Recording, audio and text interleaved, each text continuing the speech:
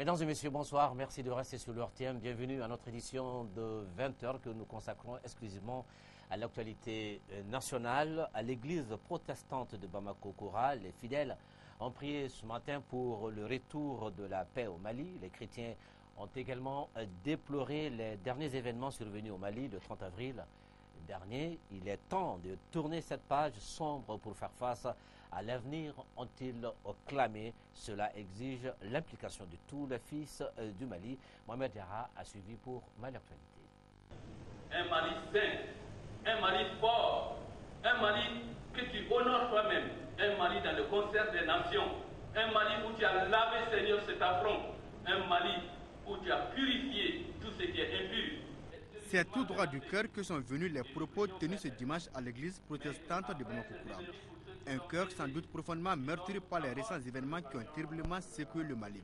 C'est donc à l'unisson de cœur et des esprits que les chrétiens ont chanté et imploré la gloire du Seigneur pour sortir le Mali de l'impasse. Le temps est donné par la chorale francophone de l'église.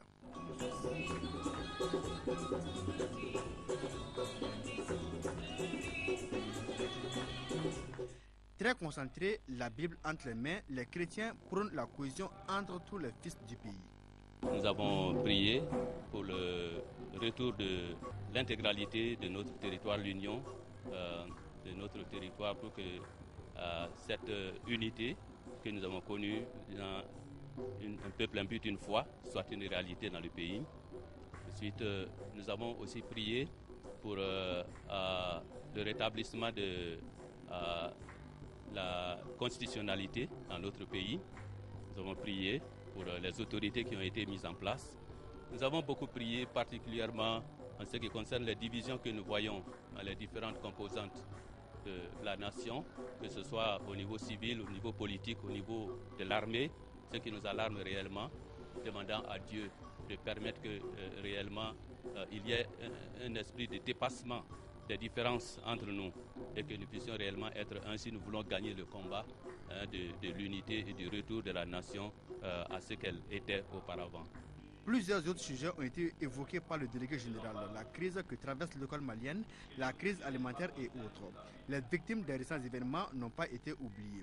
L'assistance a prié pour le repos de leur âme et le retour de la paix dans le septentrion avec comme arme le dialogue.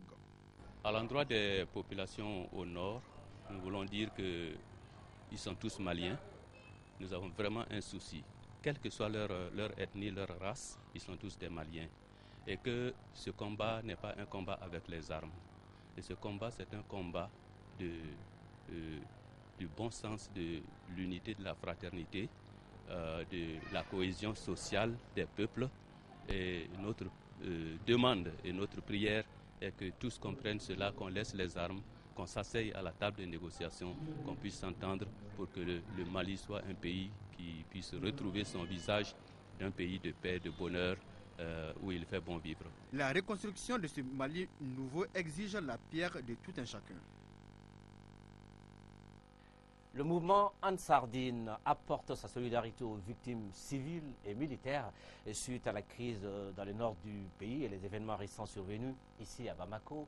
Ce matin, une journée de don de sang a été organisée. C'était donc pour venir en aide aux victimes de ces deux événements dans le nord et puis ici à Bamako. Pour la circonstance, ce sont des centaines d'hommes et de femmes qui sont sortis pour donner leur sang à leur prochain. C'est un reportage de Alpha Maïga.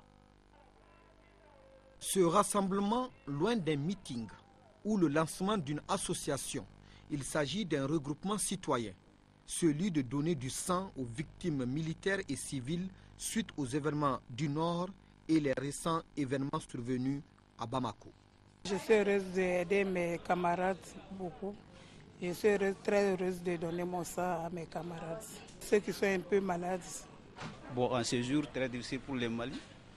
Je donne mon sang parce qu'aujourd'hui est une journée de citoyenneté pour nous, que nous sommes des véritables citoyens et que nous ne sommes pas de ceux qui croient, de ceux que nous confondons avec notre Ansardine. En clair, le rassemblement de dons de sang s'inscrit dans un contexte particulier, celui d'une crise nationale. C'est une initiative du mouvement Ansardine. Chaque événement qui empêche un donneur de passer à l'acte génère un risque de pénurie dans le pays. Nous, donneurs de sang, Ansardine et alliés, allons prouver le contraire à ces Maliens armés qui sont dans l'égarement. L'islam, c'est tolérance. L'islam, c'est solidarité.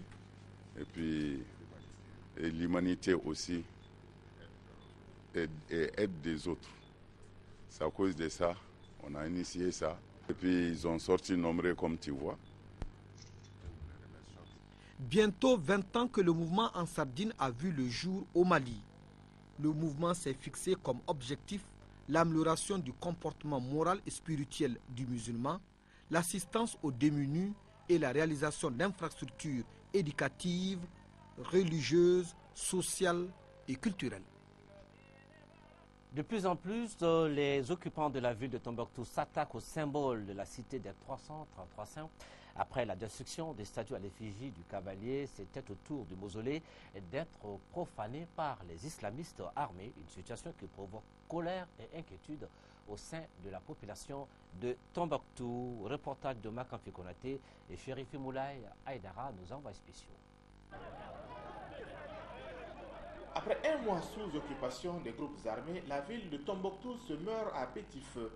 Une semaine après le sabotage du monument Al-Farouk par le mouvement Ansardine, c'est au tour des tombes des saints Sidi Mahmoud et Hama Mahmoud d'être profanées par des hommes armés. Le porte-parole du mouvement Ansardine avance ici les raisons de la destruction du monument Al-Farouk. C'est nous. La fête qu'on a fait ça, Al-Farouk, les gens pensent que c'est Al-Farouk qui couvre la ville. Hein? Bon, pour nous, ça on ne peut pas l'accepter parce que c'est contre notre religion. Et on veut que les gens s'attachent à Allah, pas à un symbole. En ce qui concerne les mausolées des saints Sidi Mahmoud et Hama Mahmoud, aucune raison n'a été évoquée.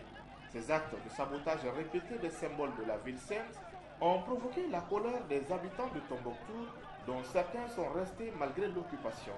Une marche de protestation a d'ailleurs été organisée jeudi, non pas contre les occupants, mais pour dénoncer le silence de l'État. Un silence que les Tombouctiens considèrent comme un abandon. Et toujours dans le même chapitre, suite donc aux différentes attaques de sabotage perpétrées contre les éléments culturels de Tombouctou classés patrimoine mondial de l'UNESCO, la médiathèque de la Médina et l'association culturelle Balanise ont initié une campagne de mobilisation en faveur des manuscrits de Tombouctou. Le lancement de la campagne a eu lieu à la médiathèque La Médina. C'était en présence de l'ambassadeur d'Afrique du Sud au Mali. Étaient également présentes plusieurs personnalités du monde des sciences de la culture. Nous retrouvons Makamfi et qui nous fait le point. Le mouvement Mali Valeurs, la coalition malienne pour la diversité culturelle, le collectif des écrivains du Mali se joignent à la Médina et à Balanise pour lancer un vibrant appel aux mouvements armés qui occupent la ville de Tombouctou. C'est le message en ce moment de crise, c'est ce que je disais tantôt, nous n'avons pas de fusil, voilà, mais on n'a pas d'armes, mais je pense qu'on a l'intelligence, on a la plume, on a le verbe. Alors c'est notre responsabilité d'agir pendant cette période trouble du Mali. Nous avons commencé cette campagne qui s'appelle Sauvons les manuscrits de Tombouctou. Et aujourd'hui, c'était un peu le lancement. C'est une série d'actions qui aura lieu sur tout le territoire national. C'est pourquoi aujourd'hui, c'était l'avant-première du film sur les manuscrits de Tombouctou qui parle un peu de la vie de Ahmed Baba et qui montre les bibliothécaires et les détenteurs de savoir à Tombouctou. D'éminents hommes de culture, de lettres et de sciences ont associé leurs voix et leurs images à ce cri de détresse en faveur du patrimoine matériel et immatériel de l'humanité. Il était plus que temps que des actions concrètes se mettent en place, en plus des déclarations que nous avons eu à faire pour aller dans ce sens-là. Et je crois qu'aujourd'hui, la question de l'occupation de Tombouctou pose la problématique globale de l'éveil des consciences par rapport à la préservation de notre identité, à la préservation de notre patrimoine, à la préservation de nos traditions islamiques. Cette campagne se veut une démarche pacifique en faveur des régions du nord du Mali occupées depuis un mois par divers groupes armés. Et puis, nous vous parlions dans notre édition d'hier soir des conditions d'accueil et de vie de certains de nos compatriotes venant des régions nord du pays. Ce soir, focus sur la situation des scolaires et enseignants qui ont fui les exactions et qui se trouvent présentement ici à Bamako. Ils sont quelques 2200 élèves de fondamentale, 350 qui doivent faire le bac et 1087 enseignants.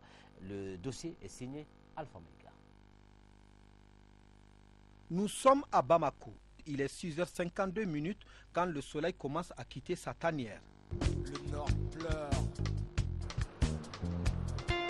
Siècle dans le désert, peuple dans la misère, meurt dans la galère. Siemakola, Nord Mali, Ishkula, Dimakula, Ishwaina, Imaputkula. Je m'appelle Mohamed Husseini. Tu viens d'où? Je viens de Gao. Pourquoi en pleine année scolaire tu es ici à Bamako? Bon, comme tout le monde le sait, il y avait la rébellion à Gao, donc moi je suis venu continuer les études ici. Pour le moment, ils sont officiellement plus de 2200 élèves du fondamental à quitter Kidal, Gao, Tombouctou et une partie de la région de Mopti pour rejoindre la capitale. À ceci s'ajoutent environ 350 élèves du lycée de classe terminale, tous candidats réguliers au baccalauréat. Je m'appelle Yaï Traoré, je viens de Kourou. Il y a une classe de 9e. Mon père travaille à l'UNICEF.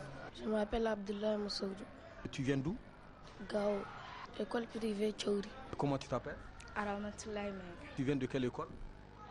École fondamentale. Bourem. Je viens de lycée Garba Maïga de Tombouctou. Je m'appelle Nana Ibrahim Sissé. Actuellement, ça ne va pas à Gao. Comment tu t'appelles? Al-Karimatou Maïga. Et quel lycée? Solidarité. Face à cette situation, au niveau du département de l'éducation, on multiplie les rencontres. À tous les niveaux, la solidarité reste le maître mot. Nous avons reçu des élèves de la 10e à la terminale. C'est l'État malien même qui nous a demandé d'accueillir ces élèves et que donc des solutions seront trouvées donc, par rapport à leur étude après. Pour l'inscription, il ne reste que 3 mois. Mais pour l'inscription, tu prends le demi-tarif. Nous prenons en 9e 25 000 francs. Mais autrement dit, le demi-tarif ne peut être que 12 500. Notre devise, c'est éduquer à la vie et à l'amour. Un enfant qui passe par notre école doit apprendre tout cela. L'amour, c'est la tolérance, l'acceptation de la différence et puis le vivre ensemble. En ce moment, l'atmosphère est bon enfant. Partout, les élèves déplacés suite aux événements du Nord se sentent chez eux. Cependant, s'agissant des programmes, le retard au niveau des différentes matières constitue une contrainte. Nous sommes vraiment en retard par rapport au programme. Ils sont un peu en avance envers nous, donc je prends les cahiers de mes amis pour me mettre à jour. Nous sommes devant eux, en histoire seulement et en physique-chimie. Mes maths ils sont devant nous. Pour ce qui est de l'état civil de l'élève pour l'examen, proviseur et directeur d'école y veillent. J'ai élaboré une fiche qui donne tous les renseignements nécessaires pour leur inscription au DEF. Le chargé d'orientation leur posera quelques questions et puis ils seront inscrits sur la liste et ils vont composer avec nos enfants. C'est les numéros matricules qui peuvent poser des problèmes, mais nous avons des données de base à partir desquelles nous pourrons donc savoir si l'élève est régulier ou pas et s'il doit se présenter au bac ou pas. Sur ce dossier, le collectif des ressortissants du Nord, Coren, n'est pas resté en marge. Le Coren accorde une importance particulière à ce dossier. C'est pourquoi il est en contact avec les autorités scolaires. Actuellement, nous sommes en train de travailler avec le ministère de l'Éducation nationale pour recenser l'ensemble des élèves en classe d'examen, qu'il s'agisse du DEF, mais également ceux qui doivent faire le bac, et voir dans quelle mesure nous pouvons donc suivre l'inscription de ces enfants et quel appui nous pouvons apporter également aux parents d'élèves. Nous avons mis en place également une commission qui travaille au recouvrement, donc à mobiliser des ressources financières. Devant une telle situation, on est en droit de se poser la question suivante. Les examens du diplôme d'études fondamentales DF et du baccalauréat session de 2012 auront-ils lieu? Nous sommes convaincus que l'année en ce qui concerne le ministère de l'Éducation, de l'alphabétisation et des langues nationales, ne sera pas blanche. Parce qu'on ira aux examens, nous allons nous donner les moyens d'organiser et de réussir les examens. Les enseignants ici à Bamako sont officiellement 1096. Tous les élèves qui sont victimes de la crise qui sévit dans le nord du Mali sont en tout cas rassurés concernant les différents examens. Une question demeure toutefois. Et ceux qui sont restés là-bas sur place, quel sort les attend-il pour la tenue des examens? Et nous revenons sur ce communiqué que nous avons diffusé hier sur la réouverture des écoles ici à Bamako, communiqué ainsi libellé. Les enquêtes consécutives aux événements survenus dans la capitale touchant aussi le milieu scolaire et universitaire étant toujours en cours, les établissements d'enseignement préscolaire, fondamental, secondaire et supérieur à Bamako resteront fermés jusqu'à nouvel ordre. Il est par conséquent demandé à l'administration scolaire, universitaire, au corps professoral, aux enseignants, aux élèves et étudiants de veiller à l'application stricte de cette mesure. La reprise des cours ici à Bamako fera l'objet d'un communiqué ultérieur des ministres en charge de l'éducation dès que les conditions seront réunies.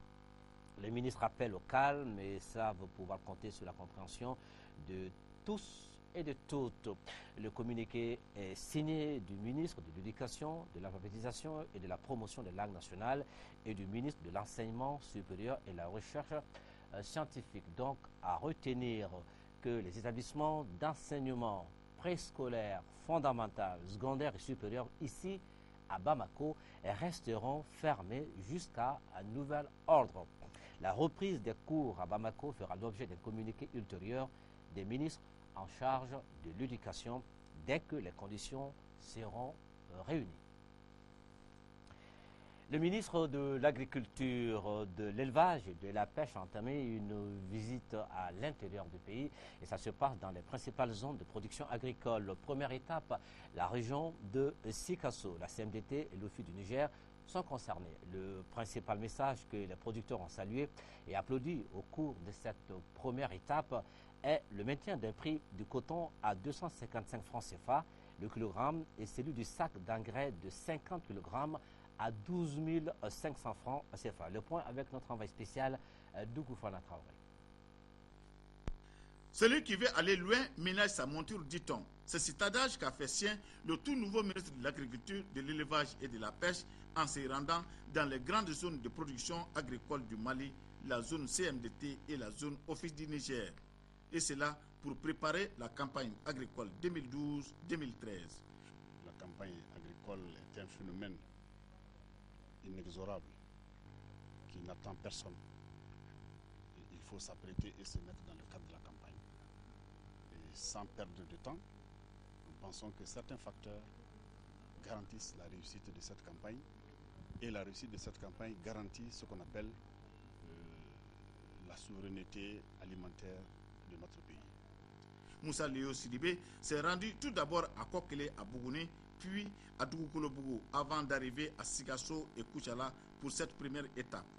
Visite des champs et discussion à bâton rompu avec les producteurs sur les nouvelles techniques culturelles de fabrication de fosses à fumure d'un côté et l'importance des diguettes de retenue d'eau de l'autre. Partout où Moussa Léo Sidibé s'est rendu, il a donné trois principales informations au monde rural, à savoir le maintien du prix du coton à 255 francs le kilogramme. Nous avons rapidement organisé cette mission pour venir dire des messages forts aux producteurs. D'abord les rassurer par rapport au prix des intrants. Le prix des intrants était jadis de 12 500 francs le sac de 50 kg. Et ce prix est maintenu à son niveau. 12 500 francs le sac d'engrais de 50 kg est maintenu pour la présente campagne. Aujourd'hui, la semence hybride de maïs est préconisée, c'est ce que je préconise aux producteurs, et il est accompagné avec une subvention de 50%. Si ça coûte 10 000 francs, alors vous allez l'acquérir à 5 000 francs. Et le rendement va jusqu'à 10 tonnes à l'hectare, contre 4-5 tonnes pour le maïs conventionnel. Les préoccupations des cotonculteurs ont surtout porté sur le paiement des reliquats de la campagne dernière et le respect du plan de campagne et leur ravitaillement en intrants agricoles à temps. Le ministre Moussa Léo Sidibé a rassuré les producteurs du paiement du reliquat de la campagne dernière d'ici la fin de ce mois de mai, qui s'élève à 11 milliards de francs CFA. Le ministre de l'Agriculture, de l'Élevage et de la Pêche a demandé aux paysans de suivre les conseils des encadreurs et à ces derniers d'être assidus et loyaux envers l'État et les paysans. La coordination régionale du programme de compétitivité et de diversification agricole de Sikasso et ses partenaires se concertent pour mettre en place un comité régional de l'interprofession de la filière bétail-viande à Sikasso. Une interprofession qui aura désormais pour mission l'organisation et la structuration de la filière bétail-viande pour l'émergence de l'économie locale en 3e région. Une correspondance de Daouda Diakité. À travers cette assemblée générale qui regroupe l'ensemble des acteurs impliqués dans la production, la commercialisation et l'exportation du bétail viande de la région de Sikasso, il s'agit d'échanger chacun dans son domaine de compétences en vue de la mise en place d'un comité régional d'interprofession de la filière bétail viande dans la région de Sikasso. Puisque la filière bétail viande était structurée de base en haut, c'est-à-dire du niveau communautaire jusqu'au niveau national, c'était la fédération interprofessionnelle des groupements de la filière bétail et viande, où tous les maillons étaient y logés. Il y avait des problèmes liés à la communication, des problèmes liés à une gestion, parce que c'était un gros morceau, où vraiment il était difficile de faire une gestion rationnelle. Donc avec la mise en place de l'interprofession, il y aura une visibilité et il y aura une maîtrise de chaque maillon, et cela va favoriser quand même à ce que la filière puisse bouger au niveau de chaque maillon de la filière. Une interprofession qui sera désormais chargée d'appuyer l'organisation et la structuration des acteurs économiques de la filière autour des innovations en vue de l'émergence de la filière au plan local, régional et sous-régional. L'objectif, c'est le renforcement des capacités au niveau de cette filière qui passe par un certain nombre d'outils à mettre en place, au-delà du plan de compétitivité, mais aussi du plan de structuration pour mettre en place le comité régional de l'interprofession bétail-viande. En ce qui concerne les 3 familles professionnelles que sont les producteurs éleveurs, les marchands et commerçants de bétail, mais aussi les transformateurs et les bouchers. Cette activité de structuration de la filière bétail-viande qui s'inscrit dans le cadre de la stratégie de diversification des opportunités économiques est soutenue par le programme de compétitivité et de diversification agricole en 3e région. Direction la première région avec le lancement ce samedi des activités du projet d'action de soutien aux familles victimes de la crise alimentaire dans la commune rurale de Logo.